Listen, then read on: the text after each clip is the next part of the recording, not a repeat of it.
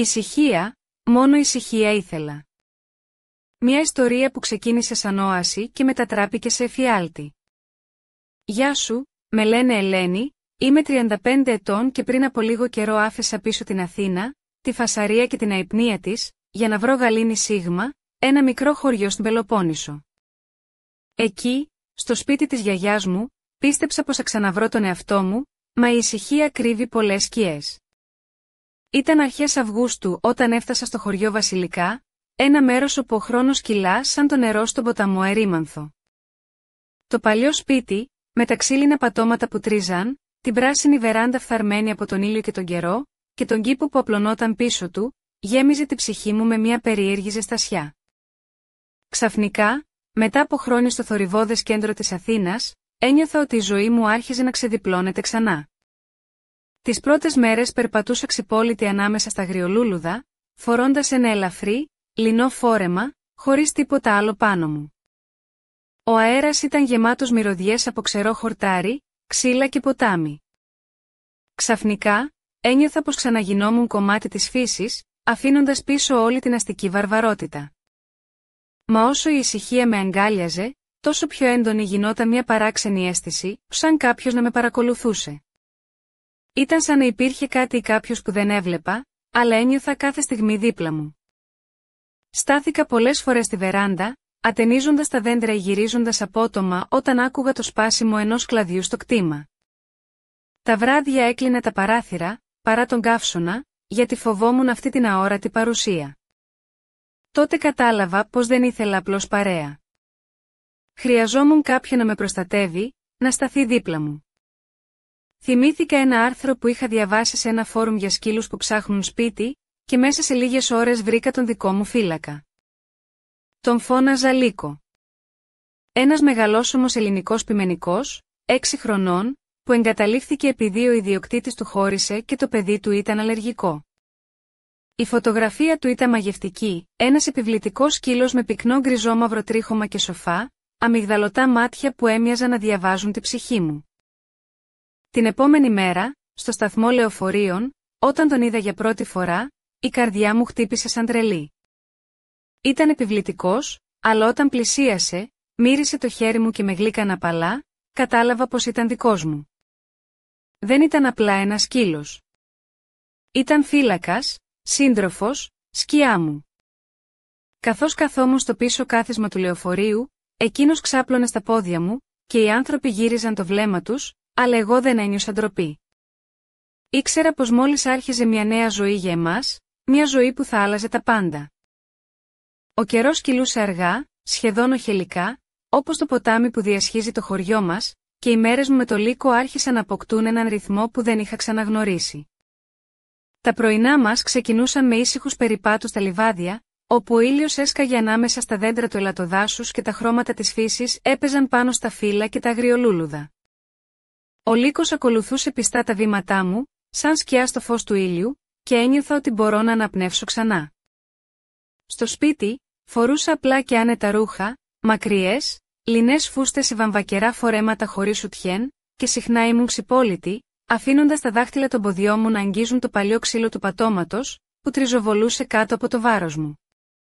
Μερικές φορές καθόμουν στο παράθυρο της κρεβατοκάμαρας, με μια κούπα τσάι από βότανα που μάζευα μόνη μου, και ο Λύκος ξάπλωνε δίπλα μου, ακουμπώντας απαλά το πόδι μου με τη ζεστή του πατούσα.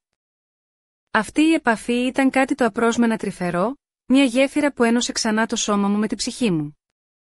Οι νύχτες ήταν πιο ήσυχες, αλλά μέσα μου άρχισε να νιώθω μια περίεργη ανασφάλεια. Δεν ήταν η μοναξιά που με τρόμαζε, αλλά η αίσθηση ότι κάποιος με παρακολουθούσε. Κάποιες φορές, όταν άνοιγα τα παράθυρα για να μπει ο δροσερός αέρας του βουνού, έκλεινε τα μάτια και ένιωθα το βλέμμα του πάνω μου, κρυφό και βαρύ. Μια φορά, ενώ φορούσε ένα μακρύ, απαλό πουκάμισο που άφηνε ακάλυπτο το ένα μου πόδι, ο Λύκος κοίταξε αλλού, σαν να ντρεπόταν, και αυτό με έκανε να νιώσω πιο ευάλωτη από ποτέ. Οι γείτονες άρχισαν να ψιθυρίζουν. Η γιαγιά Βασιλική, που ζούσε στην απέναντι πλευρά του δρόμου, μου είπε μια μέρα με νόημα: «Έχει το σκύλο, κορίτσι μου, αλλά να ξέρεις πως τα χωριά όλα τα βλέπουν και τα λένε». Γέλασα, αλλά μέσα μου ήξερα πως δεν ήταν καθόλου αστείο. Ο Λύκος δεν ήταν απλώς ένας σύντροφος, ήταν η άμυνά μου σίγμα, έναν κόσμο που άρχιζε να γίνεται ξανά απειλητικός. Και τότε, από το πουθενά, εμφανίστηκε ο Αντώνης. Ένας ψηλός, γεροδεμένος άντρας με μαυρισμένο από τον ήλιο δέρμα και σκούρα μάτια που έκρυβαν κάτι δυσνόητο. Είχε επιστρέψει πρόσφατα στο χωριό, μετά από χρόνια στη Σπάρτη, και παρόλο που δεν τον ήξερα, η γιαγιά μου είπε πως ήταν καλός άνθρωπος, αλλά άλλαξε πολύ μετά τη θητεία. Τον συνάντησα μια ζεστή απόγευμα, καθώς επέστρεφα από το ποτάμι με βρεγμένα μαλλιά και ένα απλό βαμβακερό φόρεμα. Στάθηκε στην είσοδο του κήπου μου, ακουμπώντας απαλά πάνω στον παλιό φράχτη και με κοίταξε με μια ματιά που με έκανε να νιώσω σαν να με διαπερνά.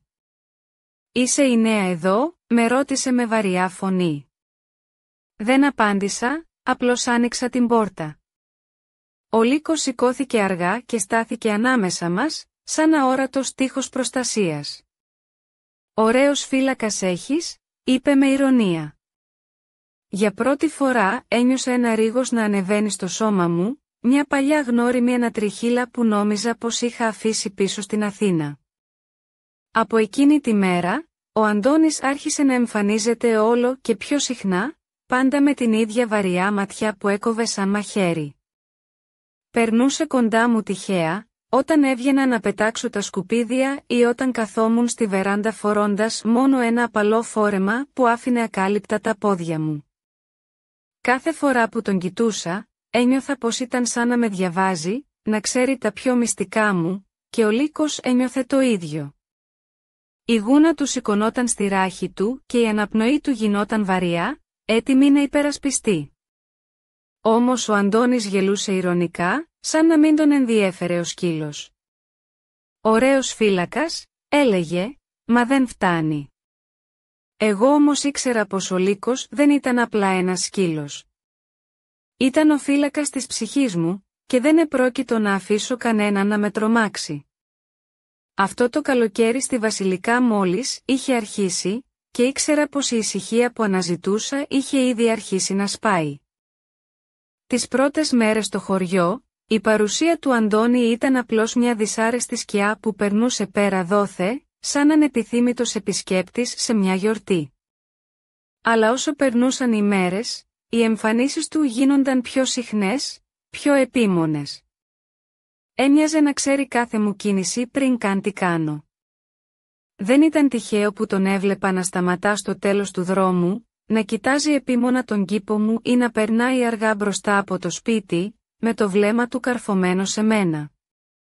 Όσο για μένα, προσπαθούσα να κρατήσω την ψυχραιμία μου. Φορούσα ακόμα τα απλά βαμβακερά φορέματα, χωρίς σουτιέν, τα μακριά μου μαλλιά πιασμένα πρόχειρα σε έναν κότσο, και περπατούσα ξυπόλυτη στο σπίτι, προσπαθώντας να νιώσω άνετα και ασφαλής. Ο Λύκος ακολουθούσε πιστά, σαν σκιώδη συνοδός, πάντα σε εγρήγορση. Το βλέμμα του γινόταν όλο και πιο έντονο, η στάση του πιο προστατευτική. Κάποιες φορές, όταν καθόμουν μόνη στο παράθυρο, ένιωθα τα μάτια του να με παρακολουθούν από το σκοτάδι του κήπου, και η καρδιά μου χτυπούσε πιο γρήγορα. Το βράδυ, όταν ο αέρας μύριζε υγρασία και ο ουρανός σκοτίνιαζε, οι ήχοι του χωριού έμοιαζαν να σβήνουν, ενώ μια βαριά ένταση γέμιζε τον αέρα. Μια μέρα, καθώς καθόμουν στο σκαλοπάτι της βεράντας με ένα ελαφρύ, πλεκτό μπουφάν πάνω σε ένα λεπτό φόρεμα σε χρώμα μπορντό, ο Λύκος ξάπλωσε δίπλα μου και έβαλε το κεφάλι του απαλά στο πόδι μου. Η ζεστασιά του ήταν παρηγορητική, αλλά μέσα μου ένιωθα πως κάτι κακό πλησίαζε. Και τότε, εκείνο το βράδυ, ο Αντώνης έκανε την πιο τολμηρή του κίνηση. Ενώ καθόμουν στην αυλή, μόνη, φορώντας ένα μακρύ, ελαφρύ φόρεμα που άφηνε ακάλυπτα τα μπράτσα και λίγο από τους ώμους μου, εμφανίστηκε ξαφνικά. Δεν χτύπησε την πόρτα, δεν φώναξε. Απλώς στάθηκε στη σκιά των δέντρων, τα μάτια του φωτισμένα από το φεγγαρόφωτο, και με κοίταζε χωρίς να κουνηθεί. Ο Λύκος σηκώθηκε αμέσως, το τρίχωμά του σηκώθηκε στη ράχη, και ένα βαθύ γρύλισμα ξεχύθηκε από το λαρύγγι του, γεμάτο προειδοποίηση. Η καρδιά μου χτυπούσε σαν τρελή, αλλά δεν κουνήθηκα. Ήξερα πως ο λύκος ήταν εκεί για μένα, αλλά ένιωθα τη βαριά σκιά του φόβου να πλησιάζει, σαν κύμα που έσκαγε στην ακτή. Η στιγμή εκείνη ήταν γεμάτη από μια παράξενη σιωπή, όπου ο χρόνος έμοιαζε να παγώνει. Ο Αντώνης έκανε ένα βήμα προς τα εμπρός, σαν να προσπαθούσε να με προκαλέσει, και τότε ο λύκος βρυχήθηκε ακόμα πιο δυνατά, δείχνοντας πως δεν θα άφηνε κανένα να περάσει. Αυτή η πρώτη αντιπαράθεση ήταν το σημείο καμπής. Το ήξερα βαθιά μέσα μου. Η ησυχία που είχα έρθει να βρω στο χωριό είχε ήδη αρχίσει να σπάει, και η ζωή μου θα άλλαζε για πάντα. Κι όμως, μέσα σε όλο αυτό το σκοτάδι, ο λύκος ήταν το φως που κρατούσε την ασφάλεια μου ζωντανή, η μόνη δύναμη που με εμπόδιζε να βυθιστώ στην ανησυχία και τον φόβο. Η πρώτη φορά που η πραγματικότητα άγγιξε τη ζωή μου με όλη της την ένταση ήταν εκείνο το απογευματινό ηλιοβασίλεμα, όταν το χωριό είχε αρχίσει να βυθίζεται σε βαθιές σκιές.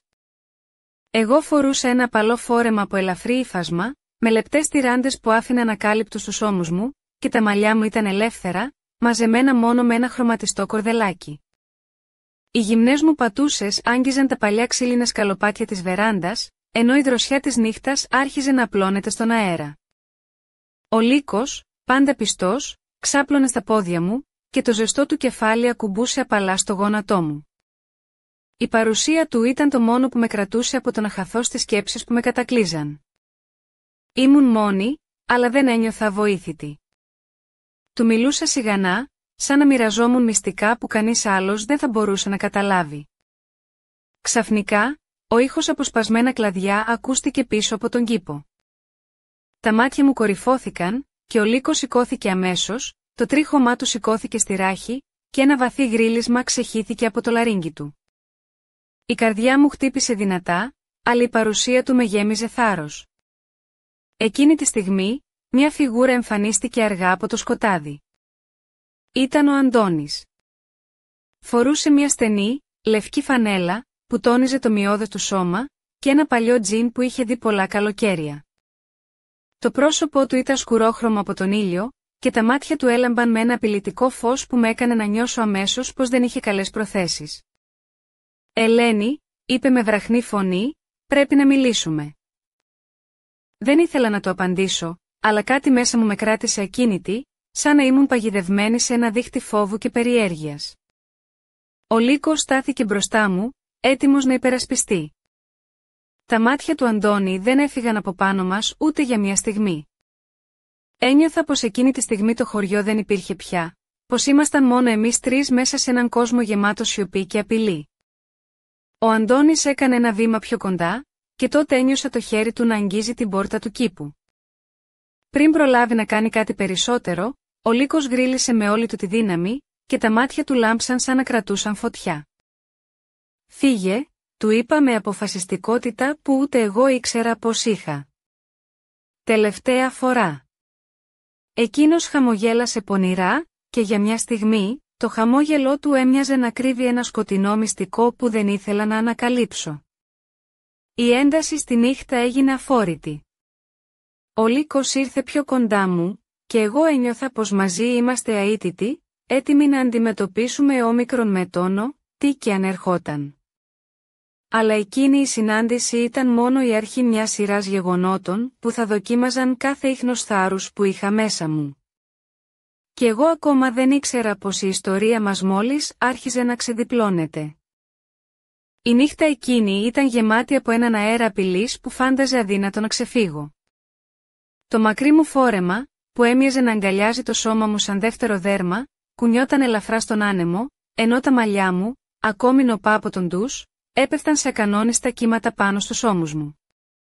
Ο λύκος στεκόταν δίπλα μου, τα μάτια του λαμπερά και γεμάτα εγρήγορση, έτοιμος να υπερασπιστεί με κάθε κόστος.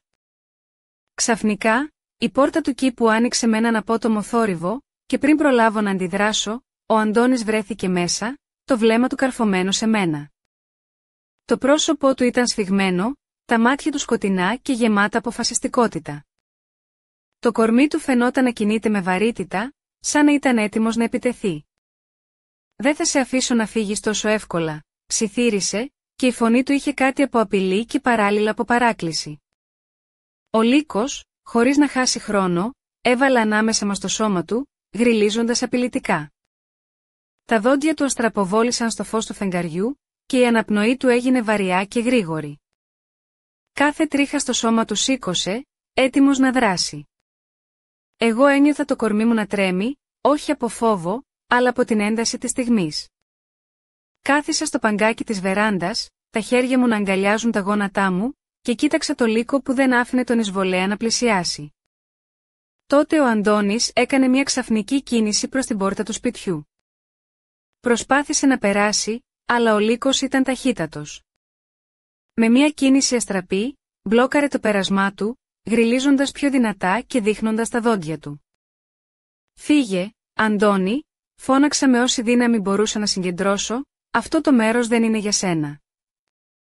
Η ένταση ανάμεσα μας είχε φτάσει στο κόκκινο, και για λίγο όλα σιώπησαν. Ήταν σαν να περίμεναν όλη την επόμενη κίνηση, το επόμενο βήμα που θα καθόριζε την πορεία αυτής της ιστορίας. Και τότε, ξαφνικά, ο Αντώνης γύρισε και έφυγε, αφήνοντας πίσω του μόνο τη βαριά ανάσα και μια αίσθηση απειλής που παρέμενε στον αέρα. Ο Λύκος έμεινε να με κοιτάει, το βλέμμα του βαθύ και προστατευτικό, σαν να μου έλεγε πως δεν θα με άφηνε ποτέ μόνη. Εκείνη τη νύχτα, μέσα στη δροσιά του καλοκαιρινού αέρα, ένιωσα για πρώτη φορά μετά από καιρό πως δεν ήμουν μόνη. Ότι μαζί με τον Λύκο, μπορούσαμε να αντιμετωπίσουμε όμικρον με τόνο, τι και αν ερχόταν. Αλλά τα γεγονότα που ακολούθησαν θα έφερναν ακόμα πιο σκοτεινές σκιές στο φως της ζωής μου στο χωριό. Και εγώ ήξερα πως το παιχνίδι μόλις άρχιζε. Δεν είχα φανταστεί ποτέ πως η ησυχία που αναζητούσα στο μικρό χωριό Βασιλικά θα γινόταν η αιτία μιας εφιαλτικής δοκιμασίας. Μετά από εκείνη τη βραδιά, όταν ο Αντώνης αποχώρησε με ενιγματικό τρόπο, ένιωσε ένα κύμα ανακούφισης, αλλά ταυτόχρονα και μια βαθιά ανησυχία που δεν έλεγε να φύγει. Κάθε φορά που έκλεινα τα μάτια μου, έβλεπα τη σκιά του να με παρακολουθεί, σαν να ήταν παντού, έτοιμος να επιτεθεί ξανά. Ο Λύκος, που μέχρι τότε ήταν ο ήρεμος φύλακας της ζωής μου, άρχισε να αλλάζει.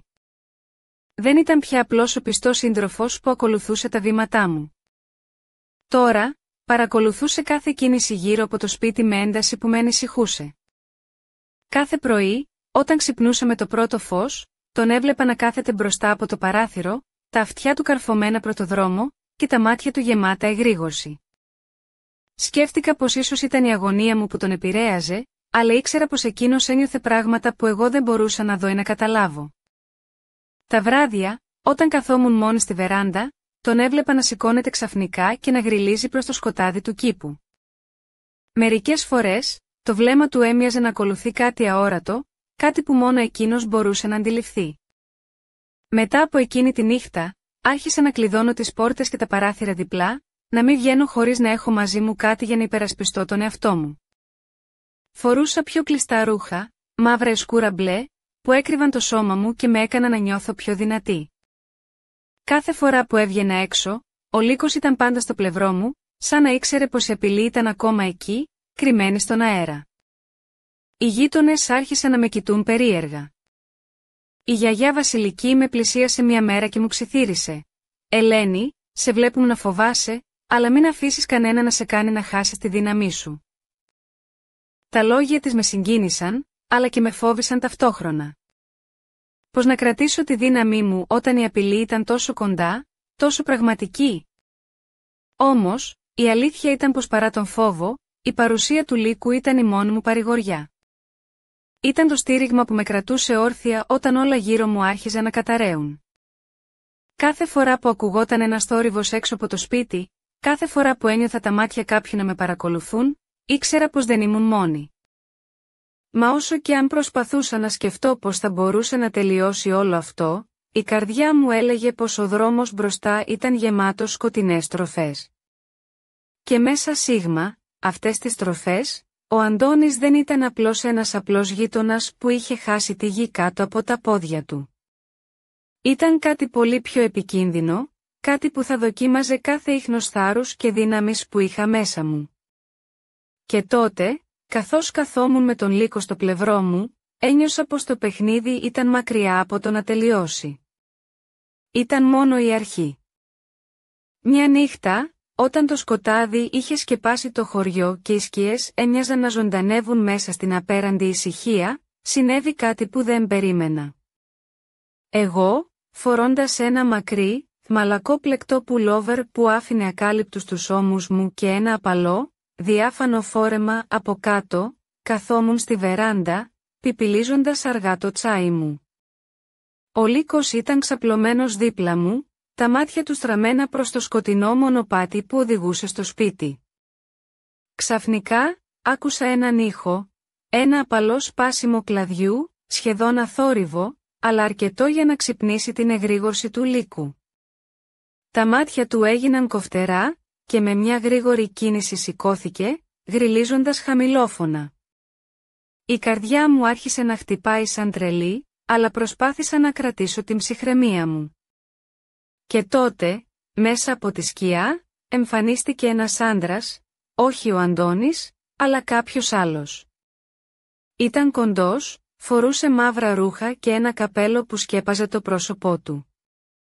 Δεν είπε λέξη, απλώς στάθηκε εκεί, σαν φάντασμα, κοιτώντας με τα μάτια του να λάμπουν στο φως του φεγγαριού. «Ελένη», είπε με μια φωνή που έμοιαζε να έρχεται από πολύ μακριά, «ο Αντώνης δεν είναι αυτό που φαίνεται. Κάτι σκοτεινό τον κυνηγά, και τώρα κυνηγά και εσένα». Η φωνή του ήταν παράξενη, σχεδόν υπνοτιστική, και εγώ ένιωσα ένα ρίγος να διαπερνά το σώμα μου.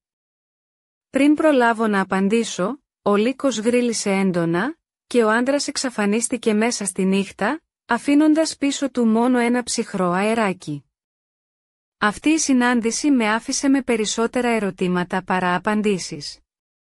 Ποιος ήταν αυτός ο μυστηριώδης άντρας, τι εννοούσε με τα λόγια του για τον Αντώνη, και ποιο ήταν αυτό το σκοτεινό που τον κυνηγούσε.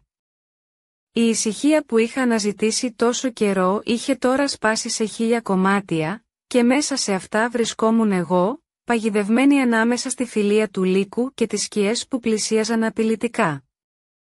Όσο η νύχτα βάθαινε, η αίσθηση του επικείμενου κινδύνου μεγάλωνε, και εγώ ένιωθα πως ήμουν μόνο η αρχή μιας ιστορίας που θα ξεπερνούσε κάθε φαντασία. Κι όμως, μέσα σε όλο αυτό το χάος, μια φωνή μέσα μου έλεγε να μην εγκαταλείψω. Να μείνω δυνατή.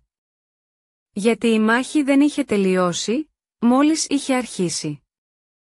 Την επόμενη μέρα, το φως του ήλιου έπεφτε απαλό πάνω στο χωριό Βασιλικά, αλλά μέσα μου ένιωθα πως η σκοτεινή νύχτα δεν είχε τελειώσει.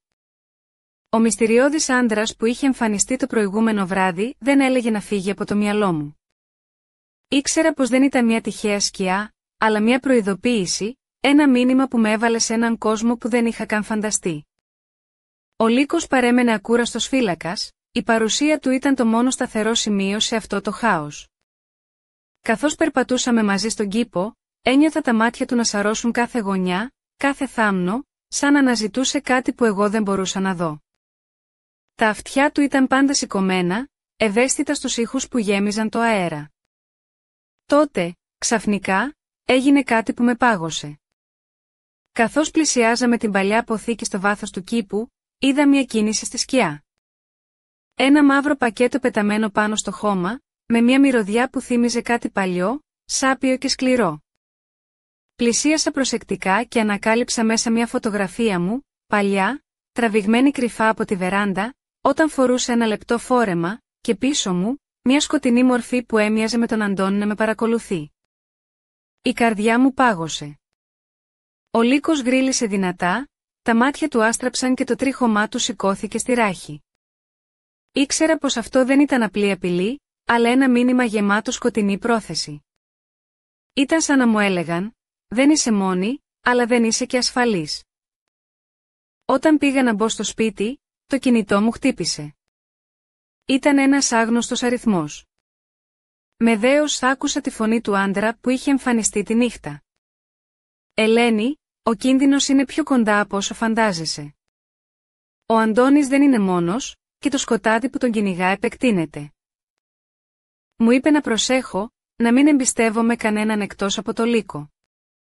Και ενώ τερμάτισε την κλίση, ένιωσα πως η ζωή μου είχε μπει σε ένα λαβύρινθο από μυστικά και απειλές, από φωνές που ξυθύριζαν μέσα στο σκοτάδι. Η σιωπή που επιδίωξα να βρω είχε γίνει παρελθόν. Το παρόν μου ήταν γεμάτο από αβεβαιότητα και φόβο, και το μέλλον μου κρεμόταν από μια κλωστή λεπτή όσο το τρίχωμα του λύκου που δέναν τα χέρια μου. Κι όμως, μέσα σε όλο αυτό, υπήρχε μια σπίθα, η σπίθα της επιβίωσης, της αντίστασης. Ήξερα πως η μάχη ήταν μόνο η αρχή, και πως ο δρόμος μπροστά θα ήταν γεμάτος σκοτεινές τροφές και ανατροπές που ακόμα δεν μπορούσα να φανταστώ. Η ένταση που είχε αρχίσει να σιγοκαίει μέσα μου, τώρα πυροδοτήθηκε σαν εκρηκτικός μηχανισμός. Τα γεγονότα στο χωριό Βασιλικά είχαν πάρει μια τροπή που ξεπερνούσε κάθε φαντασία. Δεν ήταν πια απλές απειλές ή κρυφές ματιές. Ήταν ένας αόρατος πόλεμος, όπου εγώ και ο Λύκος ήμασταν οι μόνοι στρατιώτες σε ένα πεδίο μάχης γεμάτο σκοτεινές σκιές και μυστικά. Οι μέρες μου γέμιζαν από μικρές, καθημερινές μάχες, κλειδώματα πόρτας που γινόταν με 3 και 4 κλειδαριές, νύχτες που ξαγρύπνιαζα με τον Λύκο να φυλάει την πόρτα της κρεβατοκάμαρας, και τα βλέμματα που ένιωθα να με διαπερνούν κάθε φορά που βρισκόμουν μόνη στο σπίτι. Το σώμα μου φορούσε πια μόνο ρούχα σκούρα, βαριά, που έκρυβαν το γυμνό δέρμα μου, σαν πανοπλία ενάντια σε έναν αόρατο εχθρό. Ένα βράδυ, καθώς ο άνεμος σφύριζε ανάμεσα στα δέντρα και η βροχή χτυπούσε δυνατά τα τζάμια, ένιωσα μια παρουσία που με πάγωσε. Ο Λύκος γρίλησε τόσο έντονα που νόμιζες πως ο ίδιος καλούσε σε πόλεμο.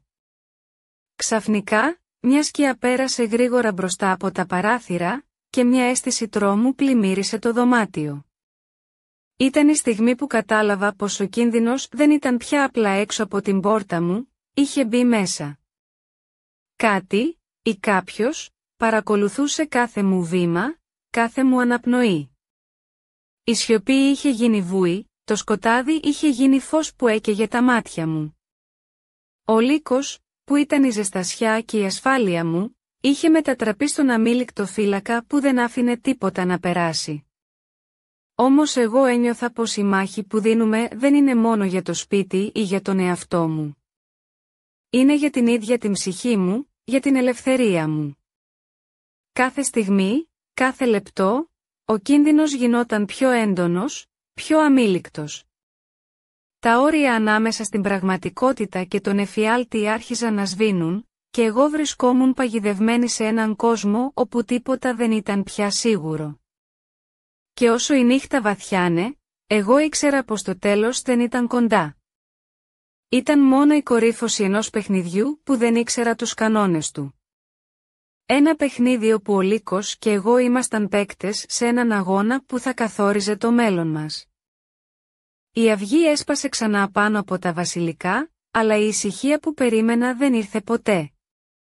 Ήμουν μόνο εγώ, ο Λύκος και μια αίσθηση που μου σφίγγει την καρδιά, η αίσθηση πως κάτι αόρατο, αλλά θανατηφόρο, είχε ήδη εισχωρήσει μέσα στις ζωές μας. Η μέρα ξεκίνησε με τη βαριά μυρωδιά της βροχής που είχε πέσει τη νύχτα, και ο αέρας ήταν παγωμένος, σαν να προμείνει κάτι σκοτεινό. Φόρεσα το παλιό μου τζιν, ένα μαύρο μάλινο πουλόβερ που αγκάλιαζε το σώμα μου και τις αγαπημένες μου δερμάτινες μπότες. Τα μαλλιά μου ήταν πιασμένα σε έναν ατιμέλιτο κότσο, και στα μάτια μου καθρεφτιζόταν η αποφασιστικότητα μιας γυναίκας που δεν θα άφηνε τον φόβο να την νικήσει. Ο Λύκος περπατούσε δίπλα μου, κάθε του βήμα ήταν βαρύ, γεμάτο προστασία και αφοσίωση. Όταν ακούστηκε το τζάμι να σπάει στο παράθυρο της κουζίνας, ο χρόνος πάγωσε. Ο Λύκος βούτυξε μπροστά μου, η γούνα του σηκώθηκε και το γρίλισμά του γέμισε το σπίτι. Δεν ήταν απλά ένας σκύλος, ήταν ο φρουρός της ζωής μου, το τελευταίο μου καταφύγιο. Και τότε, στο σκοτάδι, μια φιγούρα ξεπρόβαλε. Ήταν ο Αντώνης, το πρόσωπο του φωτισμένο από το φως του πρωινού, τα μάτια του παγωμένα και γεμάτα απειλή. Κοίταξε τον Λύκο και μετά εμένα, και με μια κίνηση που δεν περίμενα, άπλωσε το χέρι του προς τα πίσω. Ένα μαχαίρι εμφανίστηκε, λαμπερό και ψυχρό. Το βλέμμα του ήταν τόσο σκοτεινό που ένιωσα το αίμα μου να παγώνει. Ο Λύκος γρύλισε πιο δυνατά, έτοιμος να υπερασπιστεί, και εγώ, με όλη μου τη δύναμη, στάθηκα μπροστά του. Ήξερα πως αυτή η στιγμή θα καθόριζε το μέλλον μας. Και τότε, πριν η απειλή γίνει πράξη, ακούστηκε ένας δυνατός ήχος, σαν ήχο από το παρελθόν, μια κραυγή που έσπαγε τη σιωπή. Ο Αντώνης πάγωσε, τα μάτια του άστραψαν, και για μια στιγμή φάνηκε αδύναμος, ανθρώπινος. Δεν ήξερα τι θα ακολουθούσε. Ήξερα μόνο πως η μάχη δεν είχε τελειώσει, και πως ο Λύκος και εγώ θα σταθούμε μαζί, ενάντια σε κάθε σκοτεινή δύναμη που τολμά να μας απειλήσει. Η ιστορία μας δεν τελειώνει εδώ. Είναι μόνο η αρχή ενός ταξιδιού γεμάτου μυστήριο, φόβο και δύναμη. Και εγώ, η Ελένη, είμαι έτοιμη να το ζήσω μέχρι το τέλος.